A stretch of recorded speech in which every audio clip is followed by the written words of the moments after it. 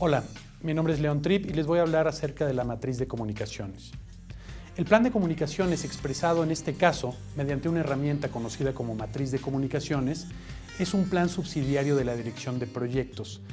¿Qué nos dice el plan de comunicaciones? Al final, como comentaba en otro segmento, las comunicaciones tienen que ver con tres componentes: un emisor, un mensaje y un receptor. Entonces, al final, el plan de comunicaciones que debemos hacer durante el proyecto tiene que ir orientado en este sentido. Es decir, ¿qué mensaje vamos a comunicar en el proyecto? ¿Quién es el responsable de emitir la comunicación? ¿Y quién es el receptor de esta comunicación? Dependiendo de las necesidades del proyecto, el plan de comunicaciones puede ser formal, informal, puede ser hecho de manera detallada o formulado de manera general. Tenemos aquí un ejemplo del proceso para la creación de esta matriz de comunicaciones. Lo pueden ver de este lado. Primero que nada tenemos algunas entradas: matriz de interesados o stakeholders, cronograma del proyecto, factores del medio ambiente organizacional, son algunas de las entradas. Después, las técnicas para elaborar esta matriz, que son el análisis de requerimientos, de comunicaciones, y por último, la salida es nuestra matriz de comunicaciones. Algunas características de la matriz de comunicaciones. Primero que nada, debe ser emitida por la gerencia del proyecto y avalada por la PMO. Número 2, debe ser precedida por el documento que conocemos como matriz de interesados o de stakeholders. Número 3, una vez hecho este documento es el punto de arranque de las comunicaciones del proyecto, de la gerencia del proyecto, hacia todo el equipo del proyecto y hacia todos los stakeholders. Número 4, y por último, debe ser un documento detallado, pero no a tanto nivel, porque esta matriz de comunicaciones va a cambiar a lo largo del ciclo de vida del proyecto. Bien, ¿qué incluye una matriz de comunicaciones? Típicamente incluye algunos puntos como los que voy a mencionar. Los requisitos de información de los interesados.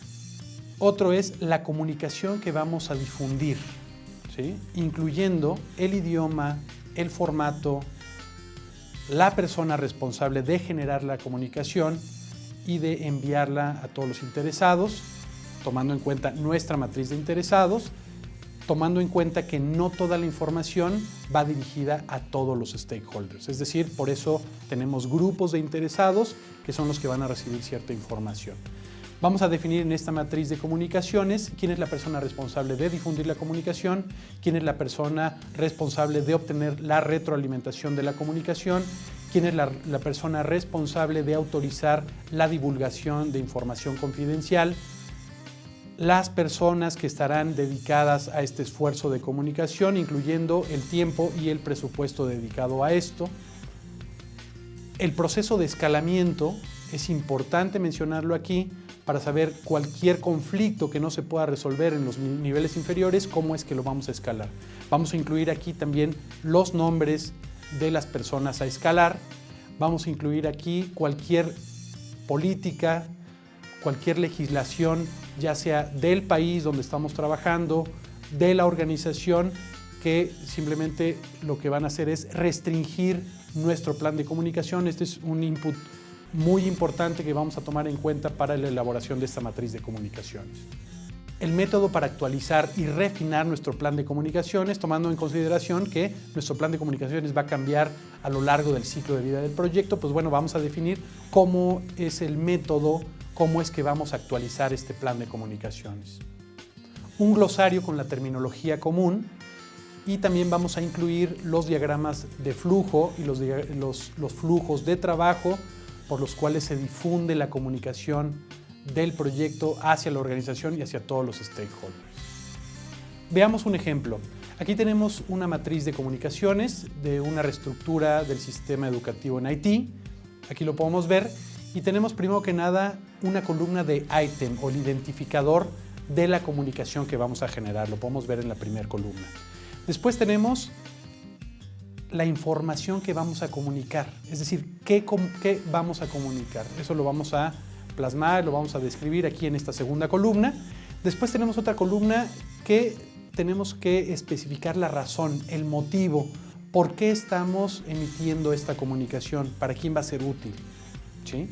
Después tenemos otra columna donde está el remitente y el destinatario. ¿Sí? Primero que nada, quién la va a publicar, quién la va a poner en algún sitio público si es que tenemos en el proyecto, o bien el envío de esta información a los interesados. Después tenemos otra columna que es el método de comunicación, es decir, aquí especificamos en qué formato lo vamos a hacer, con qué tecnología, qué medios de comunicación vamos a utilizar, en fin, aquí es donde lo vamos a describir en esta columna. Después tenemos otro apartado que tiene que ver con las responsabilidades. Fíjense que tenemos, primero que nada, un responsable para la preparación de la información, ya sea que sea el responsable directo, el dueño de la información o simplemente la persona que tiene que recopilar esta información para prepararla. Después tenemos un responsable para la parte de envío, quién es el responsable de enviarlo, y por último un responsable de retroalimentación, es decir, asegurarnos que la persona destinatario haya recibido la información adecuadamente, de manera oportuna. Si hay alguna duda, si la información está clara, hay una persona que debe encargarse de verificar esto.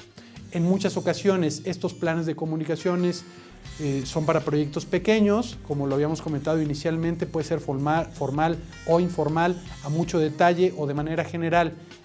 Si el proyecto es un proyecto pequeño, en esta parte de los responsables seguramente será una misma persona. Después tenemos otras 3 columnas que se refieren a tiempo. Primero que nada, la fecha de inicio, ¿sí? ¿Cuándo vamos a enviar esta información? Si tenemos alguna fecha comprometida, la vamos a poner en esta columna, en este apartado.